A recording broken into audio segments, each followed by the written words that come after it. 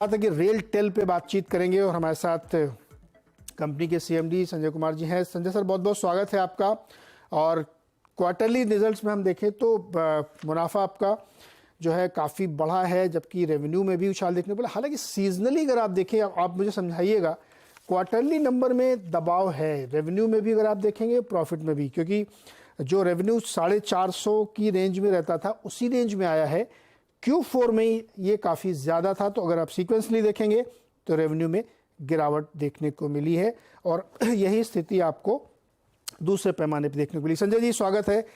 ये बताइए सर, ये क्या माजरा क्या है? ये Q4 से देख रहे हैं तो काफ़ी कमज़ोर, अदरवाइज नंबर ठीक ठाक दिख रहे हैं। आपने बिल्कुल सही कहा नीरज जी। बहुत बहुत धन्यवाद हमें आमंत्रित करने के लिए। अगर आप देखें तो पिछले 2-3 सालों में भी अगर आप पैटर्न देखेंगे तो सीजनैलिटी हमारे रेवेन्यू में Q1 में पिछले साल भी देखेंगे तो वो एक रहती है। और अगर आप ईयर ऑन ईयर देखेंगे तो आपने बिल्कुल सही कहा कि हमारे नंबर्स अच्छे हैं, लेकिन नॉर्मली Q4 में Q3 के रिजल्ट्स में भी प्रेशर रहता है Q2 के बाद, और Q4 में भी Q4 के बाद जब Q1 में आते हैं तो कई बार Q1 के ऑर्डर्स Q4 में आ जाते हैं। तो उस वजह से Q4 रिजल्ट्स अगर आप उसमें भी देखेंगे सीजनैलिटी रहती है, तो इसमें ऐसी कोई चिंता वाली बात हमारे लिए नहीं है और हम बिल्कुल एक्सपेक्टेड लाइंस पे काम कर रहे हैं। मुझे सर समझाइए कि ये सीजनैलिटी क्यों होती है Q1 में? आप लोग, आपके बिजनेस में सीजनैलिटी क्यों है?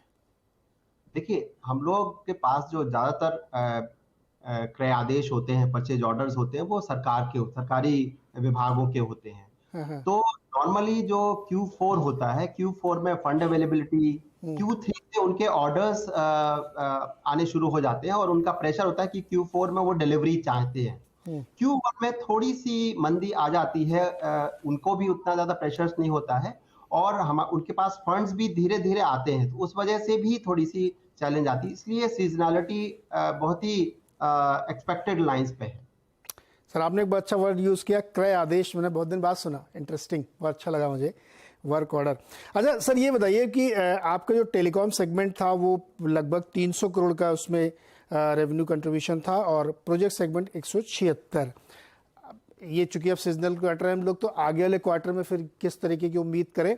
और मार्जिन पे भी सर हमें बताइए, क्योंकि जो एबिटा लेवल पे आप देखेंगे तो Q1 से अगर हम कंपेयर करें पिछले साल से, जो कि 18.5%, अब की आया है 16% से थोड़ा कम।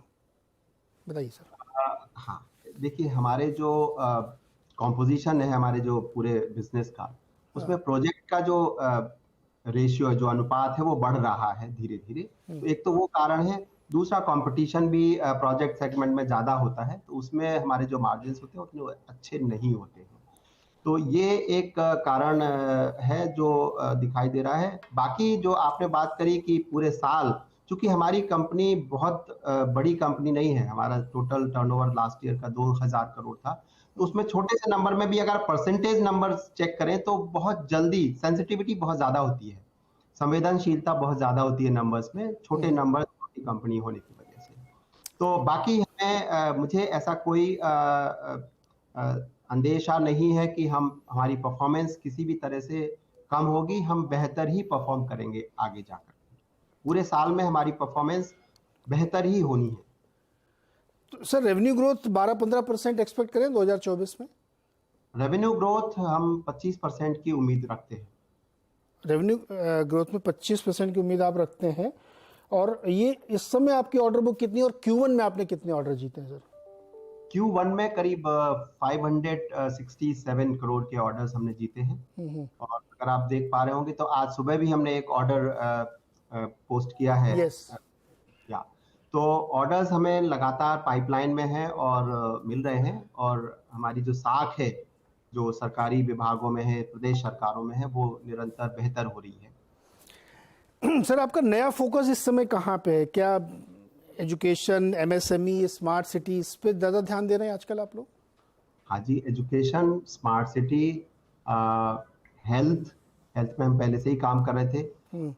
MSME सेगमेंट में भी हमने अभी कुछ जगह अपनी बिड्स डाले हैं और हमें उम्मीद है कि हमें वहाँ पे कुछ बिजनेस मिलेगा। इसके अलावा जो आप देख पा रहे होंगे कि सिग्नलिंग क्षेत्र में, रेलवे में जो सिग्नलिंग मॉडर्नाइजेशन के जो काम आने वाले हैं, जो करीब 1 लाख करोड़ के काम है, जो अगले 6 से 7 सालों में इम्प्लीमेंट होंगे, तो उसमें भी हम उम्मीद करते हैं कि हमें कंजर्वेटिव नंबर्स 15 से 20% का बिजनेस हम उम्मीद कर रहे हैं। तो उस क्षेत्र में अभी हम बहुत ज़्यादा स्ट्रांग नहीं हैं, तो हम अपनी पोजीशन को लगातार स्ट्रॉन्ग कर रहे हैं। कवच और एलटी जैसे जो काम हैं, जो नई टेक्नोलॉजी डेवलप हो रही है, इनफैक्ट नई टेक्नोलॉजी होने की वजह से हम लोग थोड़ा सा कॉशियस हैं कि वो मैच्योर हो और हम लोग उस तरह के काम भी करना शुरू करेंगे। okay. जी सर, ये स्मार्ट सिटीज का इसमें जिक्र आप करें, क्या काम चल रहा है स्मार्ट सिटीज पे? अब तो कोई चर्चा भी नहीं करता, मतलब ऐसा सुनाई नहीं पड़ता कि स्मार्ट सिटीज काम स्मार्ट सिटी का एक काम है जो हमें अभी आपने देखा होगा हमारे ऑर्डर बुक में भी है, तो वो काफी अहम काम है हमारे लिए। बहुत बड़ी स्मार्ट सिटी वर्क नहीं है, लेकिन हाँ अच्छा काम है और हम उसको करेंगे। हमारे लिए पहला काम होगा जो हम इंडिपेंडेंटली कर रहे हैं। इससे पहले बहुत पहले हमने स्मार्ट सिटी का काम एलएनटी के लिए किया था, उसमें हमारा रोल बहुत ज्यादा अहम नहीं था, लेकिन ये वाला जो काम है ये हम एकदम अकेले करेंगे और हमारे साथ हम एमएसआई का अभी सिलेक्शन करने जा रहे हैं क्योंकि हमारे लिए इसकी डिलीवरी करेंगे। ओके संजय जी, अभी जब एक दुर्घटना हुई थी उड़ीसा में, उसके बाद कवच का बड़ा हम लोगों ने जिक्र सुना, बीच में ठंडे बस्ते में चले गए थे, लेकिन फिर से आया है और ऐसा कहा जा रहा है कि ये काफ़ी बड़ा प्रोजेक्ट 25-30 हज़ार करोड़ का होने वाला है। रेलटेल इसमें पार्टिसिपेट करेगा क्या, और कितना आप लोग उम्मीद करते हैं कि इसमें आप काम कर पाएंगे? देखिए, कवच का जो काम है वो ऐसा नहीं है ठंडे बस्ते में था। मंत्रालय में इस तरह इस प्रोजेक्ट के ऊपर, इस टेक्नोलॉजी के ऊपर लगातार काम हो रहा है और काम कुछ सेक्शंस में ऑलरेडी शुरू हो चुका है, कुछ कंपनियों ने काम किया है। लेकिन जैसा कि मैंने बताया कि चूंकि ये नई टेक्नोलॉजी है और मैच्योर हो रही है, इसमें बहुत ज़्यादा ओरिजिनल इक्विपमेंट मैन्युफैक्चरर्स OEMs नहीं हैं, तो हम और कुछ OEMs हैं जो कि RDSO जो हमारी स्टैंडर्डाइजेशन ऑर्गेनाइजेशन है रेलवे की, वो उनमें कुछ और नए OEMs ने भी अपने प्रोडक्ट को अप्रूवल के लिए डाला हुआ है।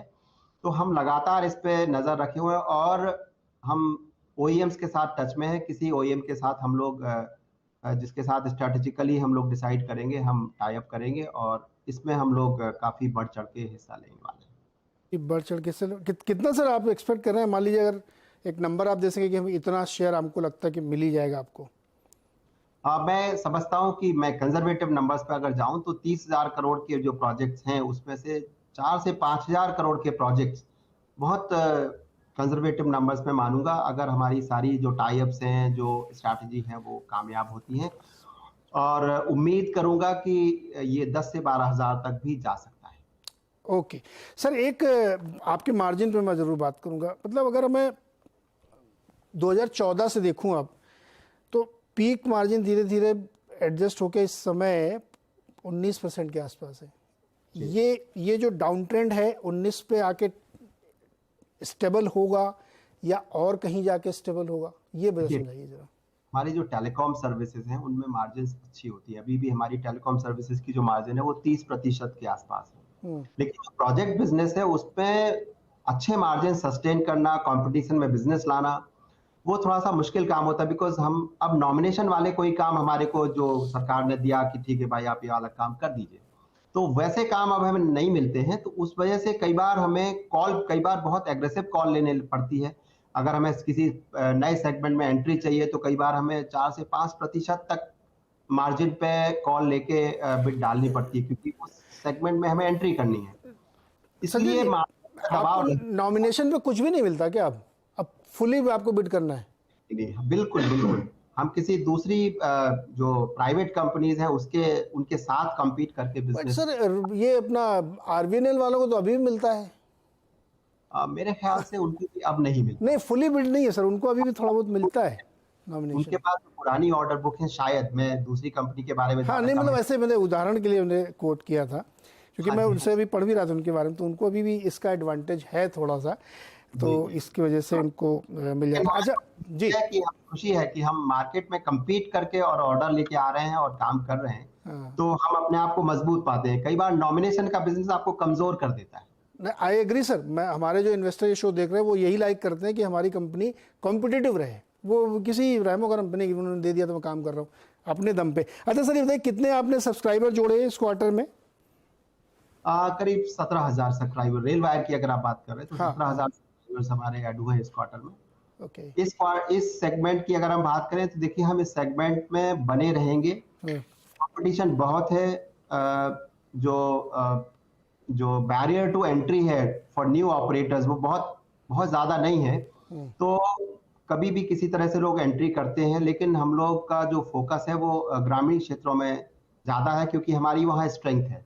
वहाँ पे हम लोग कोशिश कर रहे हैं कि ज्यादा से ज्यादा हमारे ग्रामीण क्षेत्रवासियों के लिए ये सेवाएं उपलब्ध कराएं, जो कि भारत सरकार का जो एक मिशन है कि रूरल एरियाज में हमें कनेक्टिविटी बढ़ाना है। तो उसके साथ सामंजस्य बनाते हुए हमारे ऑनरेबल प्राइम मिनिस्टर का भी ये सपना है कि हम सारी सर्विसेज जो हमारा दूसरा जो एक हमारा ग्रामीण क्षेत्र है उनको मिले।